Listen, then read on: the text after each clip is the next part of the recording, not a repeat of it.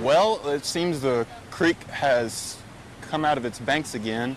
On a rural roadway in Springfield. Flooding all over the road. Can't get in or out, but for some time, Jeremiah Browning was content with waiting it out. you can't get home and you can't really get out. Sunday's storms not only made getting home really difficult on Burr Road. It was a clap of thunder. Literally, I thought it was a clap of thunder because it was right in the middle of all the storming. Fred Way says he could have lost his life. Thought I heard a loud clap of thunder, and apparently it was the tree. A friend telling him he was nearly hit by one while sitting in his pickup truck. She didn't tell me until I got back with the biscuits. Even so, he's pretty cavalier about the whole thing. All she told me was she doesn't know how it missed me because it was coming down when I went under it.